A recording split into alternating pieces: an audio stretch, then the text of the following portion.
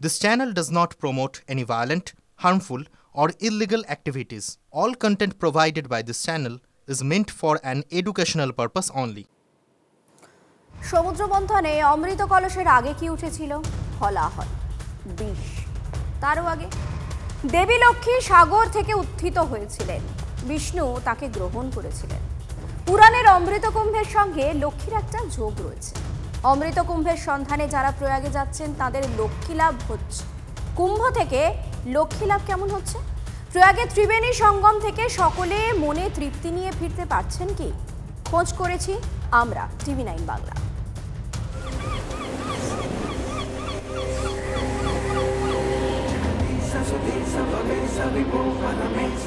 শিবরাত্রিতেই শেষ মহাকুম্ভের মেলা।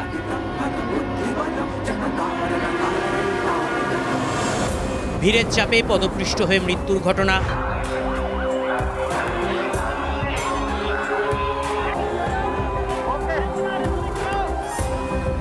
নয়াদিল্লির রেল স্টেশনে দুর্ঘটনা, 8 বার আগুন লাগা, ব্যবস্থাপনা নিয়ে খুঁত খুঁজতে চাইলে ত্রিবেণী সঙ্গমে প্রমাণের অভাব নেই। যোগী সরকারকে নিশানাও করেছে বিরোধীরা, কিন্তু অবিরাম জনস্রোতে ভাটা নেই প্রচারের গুণ বা অদৃশ্য চুম্বকের টান।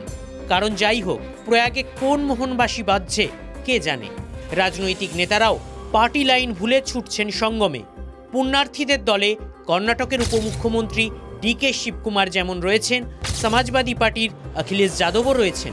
পশ্চিমবঙ্গের বিরোধী দলনেতা শুভেন্দু অধিকারীর মতোই তৃণমূল সাংসদ রচনা বন্দ্যোপাধ্যায়ও কুম্ভে ডুব দিয়েছেন। ভারতীয় সংবাদ মাধ্যমে খবর হচ্ছে ভক্তি, বিতর্ক ও রাজনীতি। পশ্চিমী সংবাদ মাধ্যম অবাক চোখে দেখছে এক মহাদেশের সমান জনসংখ্যা আধ্যাত্মিক টানে একটা বিন্দুকে লক্ষ্য করে ছুটে যাচ্ছে। বিদেশ থেকে ভক্তরা ছুটে আসছেন। অমৃতের ছোঁয়া লাগছে কুম্ভকে কেন্দ্র করে অর্থনীতিতেও।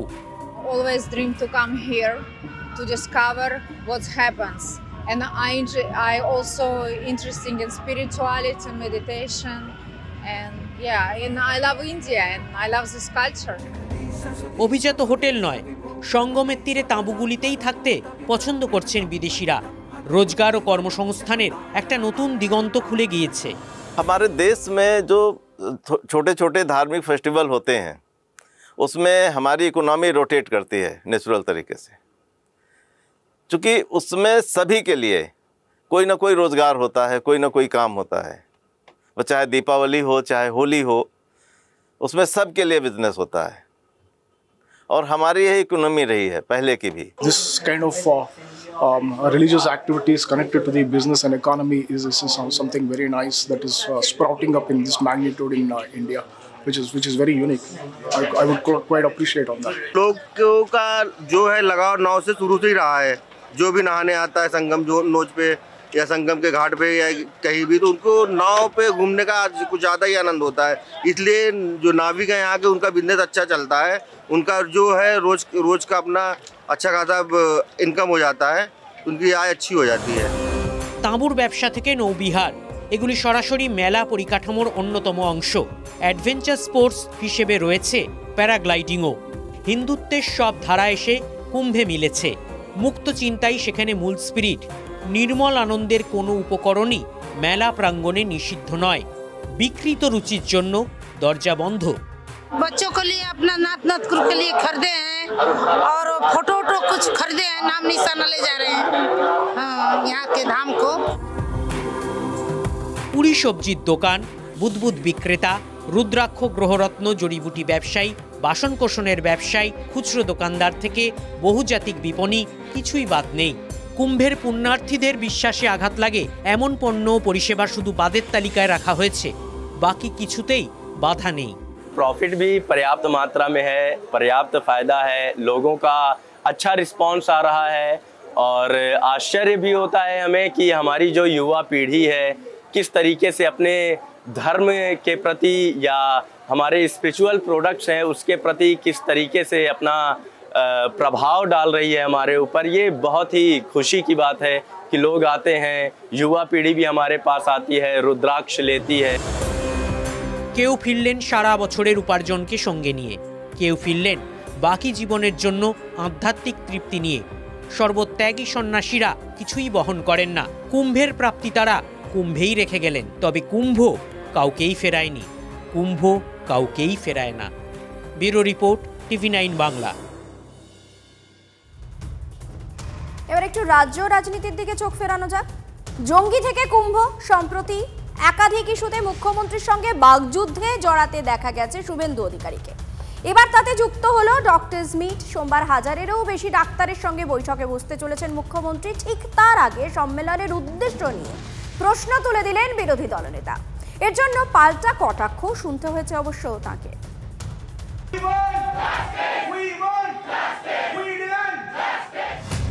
আরজিকর কাণ্ডের 6 মাস পর চিকিৎসকদের মুখোমুখি হচ্ছেন মুখ্যমন্ত্রী। আলিপুরের ধনধান্য অডিটোরিয়ামে ডক্টরস কনভেনশনের আয়োজন করেছে সরকার।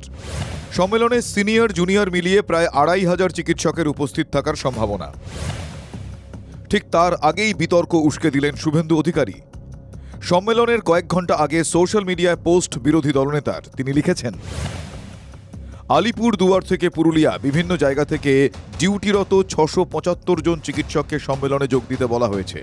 তারা এলে চিকিৎসা পরিষেবা ব্যাহত হবে না? মুখ্য সচিব এবং স্বাস্থ্য সচিবের কাছে জানতে চেয়েছেন শুভেন্দু অধিকারী। এর জবাব দিতে অবশ্য দেরি করেনি শাসক দল। যদি আজকে কেউ বলেন যে কয়েকজন চিকিৎসকদের প্রতিনিধিরা মুখ্যমন্ত্রীর কাছে থাকলে চিকিৎসা চলবে কি করে, তাহলে কদিন আগে আপনারা নাকি হাজার হাজার চিকিৎসককে রাস্তায় নামিয়েছিলেন, তাহলে চিকিৎসাগুলো কে করলো? যদি চিকিৎসকরা নিজেদের মধ্যে আলোচনা করে নিয়ে একটা প্রতিনিধিত্বমূলকভাবে মুখ্যমন্ত্রীর সঙ্গে স্বাস্থ্য পরিকাঠামো নিয়ে আলোচনা করেন, তাতেও গায়ের জ্বালা।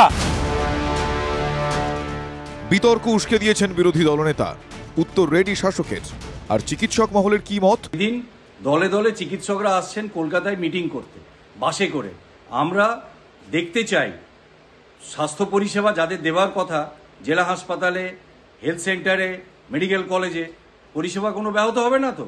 আর চিকিৎসক যারা মিটিং করতে আসছেন তারা ছুটি নিয়ে সরকারের নিয়মকানুন মেনে আসছেন তো?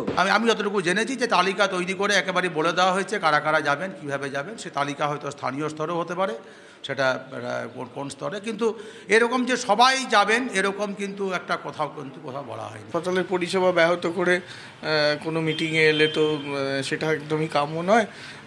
ধরুন কোনো ওয়ার্ডে 12 জন কাজ করে, সেখান থেকে যদি 2 জন আসে সেরকম, নাহলে যখন 12 জনের মধ্যে থেকে যদি 8 জন চলে আসে তাহলে তো ওয়ার্ডটা কাজ হ্যাম্পার হবে। তো সেই রকম সেই রেসপেক্টেই বলা হয়েছে।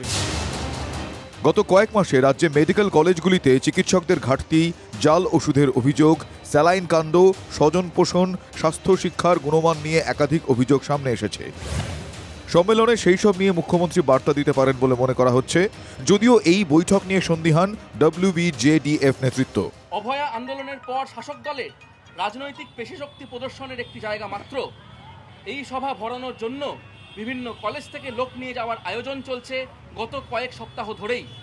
ঠিক যেভাবে রাজনৈতিক সভা ভরানোর জন্য তোড়জোড় চলে, আমরা West Bengal junior doctors front সংগঠনগতভাবে এই সভায় অংশগ্রহণ করা থেকে বিরত থাকব। দগদগে ঘা, মানুষের গা ঘিন ঘিন করছে, তাকে চাপা দিয়ে সেই ঘিন ঘিনের ভাবটা কমানোর জন্য এই সভা থেকে আরও বড় কিছু বেরিয়ে আসতে পারে। নতুন করে থ্রেড কালচার ছাড়া আর কিছু চর্চা হতে পারে বলে আমি মনে করি। সম্মেলনের উদ্দেশ্য নিয়ে খোঁচা দিতে ছাড়েননি বিরোধী দলনেতাও। তার কটাক্ষ, আরজিকরের ঘটনার পরেও চিকিৎসকের ওপর যে সরকারের কর্তৃত্ব রয়েছে সেটা প্রমাণ করতেই এই সম্মেলন। এই পরিস্থিতিতে মুখ্যমন্ত্রীর বিভিন্ন চিকিৎসক সংগঠনের উদ্দেশ্যে আলাদা করে কোনো বার্তা দেন কিনা তা নিয়ে জল্পনা শুরু। Bureau report, TV9 Bangla. রঙের গেরোয় থমকে কেন্দ্রের অনুদান। কেন্দ্রীয় সরকারের জাতীয় স্বাস্থ্য মিশন চায় পুরসভার স্বাস্থ্য কেন্দ্রগুলিতে করা হোক তাদের পছন্দের রং।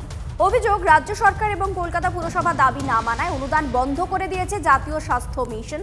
বর্তমানে কলকাতা পুরসভার স্বাস্থ্যকেন্দ্র এবং স্যাটেলাইট স্বাস্থ্যকেন্দ্রের মোট সংখ্যা 169। জাতীয় স্বাস্থ্য মিশনের আংশিক অনুদানে সেখানে চিকিৎসক, নার্স এবং অস্থায়ী কর্মী নিয়োগ করা হয়। কিন্তু 2024 এপ্রিল থেকে বন্ধ কেন্দ্রের অনুদান। কারণ হিসেবে বলা হয় নীল সাদা নয়, জাতীয় স্বাস্থ্য মিশনের ঠিক করা রঙই করতে হবে স্বাস্থ্য কেন্দ্রগুলিতে, দাবি কলকাতা পুরসভার। প্রস্তাবে রাজ্য সরকার রাজি না হওয়ায় কেন্দ্রের অনুদান বন্ধ হয়ে গিয়েছে বলে অভিযোগ।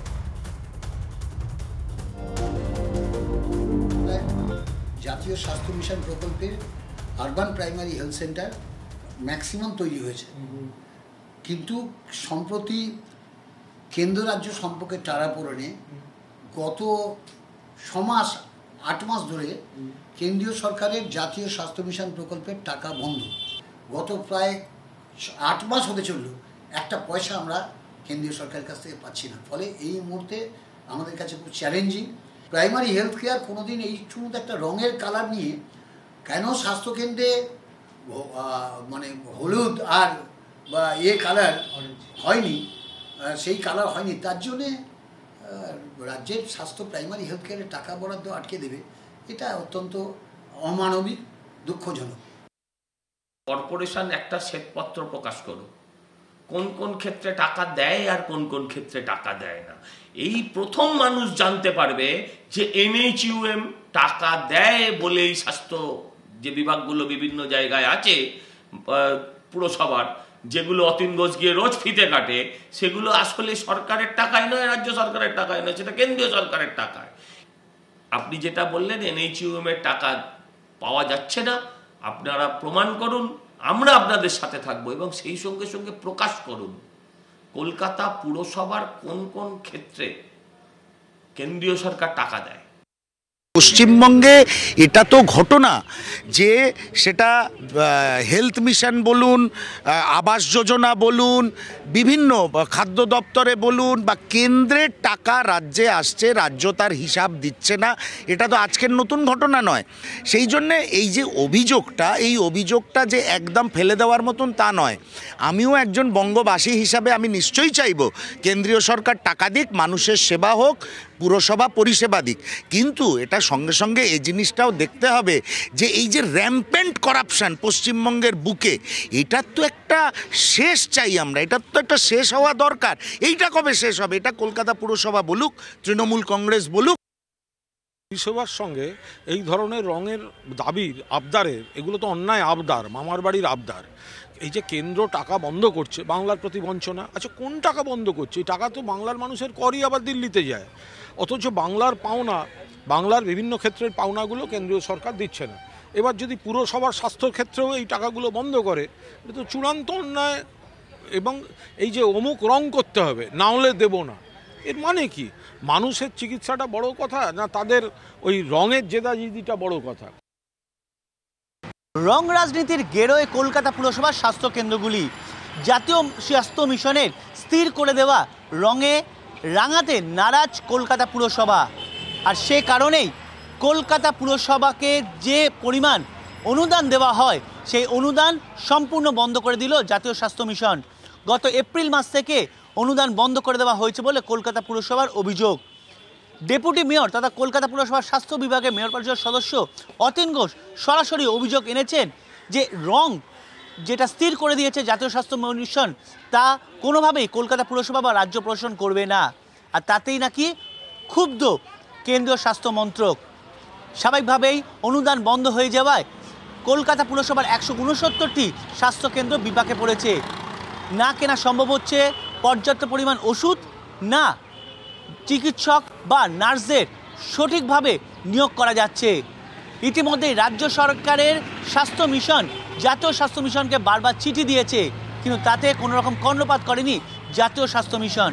স্বাভাবিকভাবেই অনুদান বন্ধ হয়ে যাওয়ায় বিপাকে পড়েছে কলকাতা পুরসভা। ক্যামেরায় অর্ঘের সঙ্গে শান্ত ভট্টাচার্য, TV9 বাংলা, কলকাতা।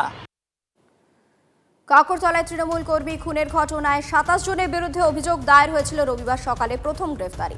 বাকিদের খোঁজে তল্লাশি চলছে। অন্যদিকে শান্তিনিকেতনে অশান্তির ঘটনায় 13 জনকে গ্রেফতার করা হয়েছে। এদিকে গোষ্ঠী কোন্দলের প্রশ্নে বীরভূম জেলা সভাধিপতি কাজল শেখ অনুব্রত মণ্ডলের নাম না নিয়ে চ্যালেঞ্জটা করেই বসলেন। বীরভূমে তৃণমূলের গোষ্ঠীকন্দল নতুন কোনো ঘটনা নয়। সাংসদ শতাব্দী রায়ের কথায় কমন সিলেবাস। ওটা নিয়ে ব্যস্ত হবে না, গোষ্ঠীদ্বন্দ্ব নিয়ে। ওটা একটা তৃণমূলের মানে সিলেবাসের মধ্যে পড়ে গেছে। এবার সেই কমন সিলেবাসের কথা কাজল শেখের গলাতেও।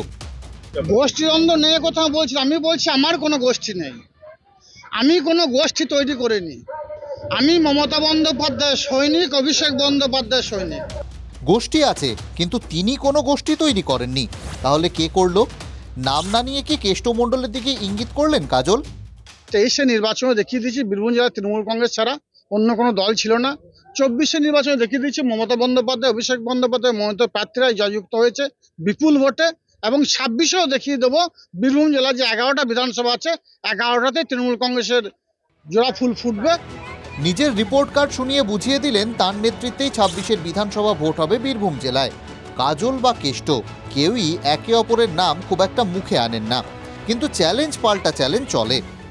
যদি কেউ কোথাও গ্রুপবাজি বা দলবাজি করছে তা তাদেরকে বলবো নিজের দল তৈরি করুক, মমতা বন্দ্যোপাধ্যায়ের ছত্রছায়ায় না থেকে তারা আলাদা দল তৈরি করে দেখি তার কার কত ক্ষমতা আছে, ময়দানে আসুন দেখা যাবে। তাপমাত্রার পারদ চড়ার অনেক আগে থেকেই চড়ে আছে বীরভূমের রাজনৈতিক পারদ। কখনো কাঁকরতলায় তৃণমূল কর্মী খুন, কখনো শান্তিনিকেতনে তৃণমূল কর্মীদের বাড়িতে ভাঙচুর, মারধর, সবটাই যে কমন সিলেবাস। বীরভূম থেকে হিমাদ্রি মণ্ডলের রিপোর্ট, TV9 বাংলা। ব্যারাকপুরে অষ্টম শ্রেণীর ছাত্রীকে তুলে নিয়ে গিয়ে ধর্ষণের অভিযুক্ত যুবক শুভ মজুমদারকে গ্রেফতার করেছে পুলিশ। অভিযোগ, টিউশনে যাওয়ার সময় ছাত্রীকে তুলে নিয়ে যায় ওই যুবক। এরপরই পরিত্যক্ত একটি বাড়িতে নিয়ে গিয়ে ওই যুবক ছাত্রীকে ধর্ষণ করে বলে অভিযোগ। পাড়ায় অনুষ্ঠান থাকা মাইকের আওয়াজে কিশোরীর আর্তনাদ শুনতে পায়নি প্রতিবেশীরা। লিখিত অভিযোগের ভিত্তিতে যুবককে গ্রেফতার করে মোহনপুর থানার পুলিশ। ওই ছেলেটা তাকে ছিল, কদমতলা থেকে যখন জোর করে টেনে নিয়ে যাচ্ছিল তখন ও মানে চেঁচিয়েছে, তা ওখানে মাইক বাজছিল বলে কেউ শুনতে পায়নি, যার জন্য আমার নাতিটাকে এরকম।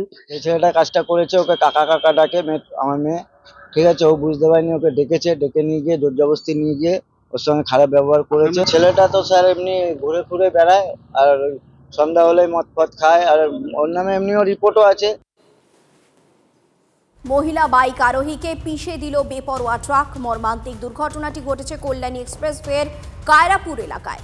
বাইক চালিয়ে ব্যারাকপুরের দিকে যাচ্ছিলেন দুই মহিলা, হঠাৎই পিছন থেকে বাইকে ধাক্কা মারে ট্রাকটি। ঘটনাস্থলে মৃত্যু হয় এক মহিলার, আশঙ্কাজনক অবস্থায় হাসপাতালে চিকিৎসাধীন অপরজন। মর্মান্তিক ঘটনা কি করবো আমরা, আমাদের পুলিশ প্রশাসন এত অ্যাওয়ারনেস ক্যাম্প করে, ট্রাফিক রুলে মানার কথা বলে, আমরা যদি না মানি, আমরা চলে গেলে আমাদের ফ্যামিলি সাফার করবে, এটাই যদি কেউ না জানে কি বলবো, নিজেদের অপরাধী মনে হয়। কোনো জায়গায় যে আমরা এত অ্যাওয়ারনেস করছি, সরকারের তরফ থেকে এত অ্যাওয়ারনেস করা হয়, তারপরেও এক্স্যাক্টলি আমরা সেই ভায়োলেট করছি।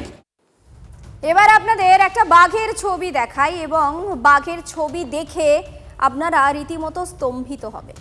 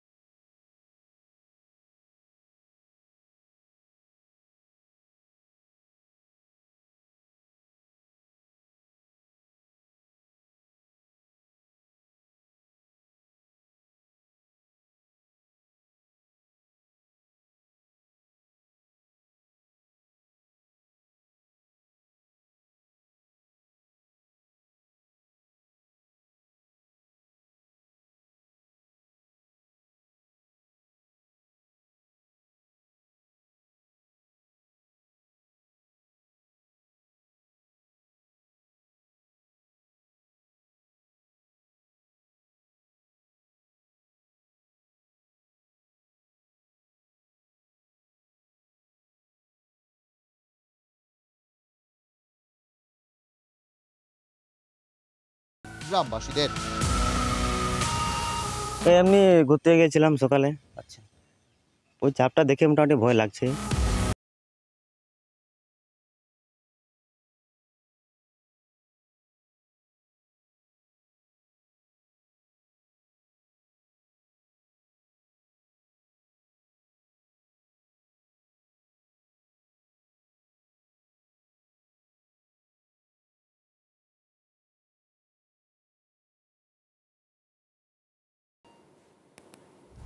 কাজ করতে গিয়ে অঘটন, অন্ধকার টানেলে 24 ঘন্টার উপর আটকে 8 আধিকারিক ও শ্রমিক। তেলেঙ্গানা শ্রীশৈলম সুড়ঙ্গে উদ্ধার কাজে হাত লাগিয়েছে এনডিআরএফ থেকে সেনা। সব রকম সাহায্য করছে রাজ্য সরকার। সুড়ঙ্গের ভিতরে পাঠানো হচ্ছে অক্সিজেন, কিন্তু উদ্ধার কাজে বারবার বাধা আসছে। কারণ শ্রমিকরা ঠিক কোন জায়গায় আটকে রয়েছেন সেটাই চিহ্নিত করা যাচ্ছে না। ফলে চিন্তা ক্রমশই বাড়ছে।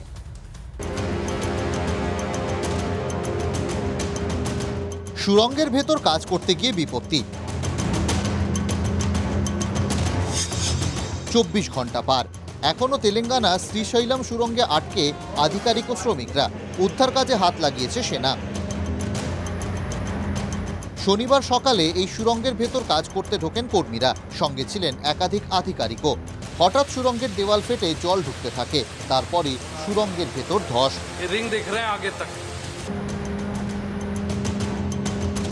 স্থানীয় প্রশাসন সূত্রে খবর, দুর্ঘটনার সময় 60 জন কর্মী ও আধিকারিক এই টানেলের ভেতর ছিলেন। শেষ মুহূর্তে 52 জন কর্মী বেরিয়ে আসতে পারলেও বাকিরা আটকে যান। জানা গিয়েছে 44 কিলোমিটার দীর্ঘ শ্রীশৈলম সুড়ঙ্গ। সুড়ঙ্গের 13 কিলোমিটার ভেতরে আটকে কর্মীরা। मनोज श्रीनिवास आर्मी और एनडीआरएफ की तमाम टीमें ये कोशिश रही है कि अब इस रेस्क्यू ऑपरेशन कैसा किया जाए। देश के जो सबसे बड़े जाने माने जो टेक्निकल इंजीनियर थे वो भी यहाँ पर पहुँच चुके हैं और कोशिश यही कर रहे हैं कि जो अंदर फंसे हुए लेबरों को बाहर निकाला जाए। এনডিআরএফ থেকে সেনা। ঘটনাস্থলে একাধিক উদ্ধারকারী দল থাকলেও তাদের বারবার বাধার মুখে পড়তে হচ্ছে, কারণ ধ্বংসস্তূপের পাশাপাশি জল ও কাদা জমে রয়েছে টানেলে। তার ফলে উদ্ধার কাজে বেগ পেতে হচ্ছে।